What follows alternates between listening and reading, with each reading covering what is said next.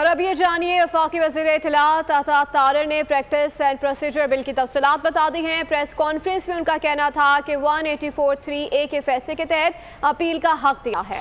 Practice and procedure act में ordinance के जरिए सेक्शन 7A और B को शामिल किया गया है। हर फैसले की तहरीर बनाई जाएगी जो कि अवाम में ये मुनासिब समझा गया कि तरमीम की जाए और काबीना ने भी उसकी मंजूरी दी और सदर पाकिस्तान वो ऑर्डिनेंस जो है वो प्रोमलगेट कर चुके हैं, दस्तखत कर चुके हैं। ऑर्डिनेंस के तहत 184(3) के तहत जो केसेस आएंगे ये तहरीरी तौर पर बताना होगा कि वो पब्लिक इंपॉर्टेंस का केस क्यों है।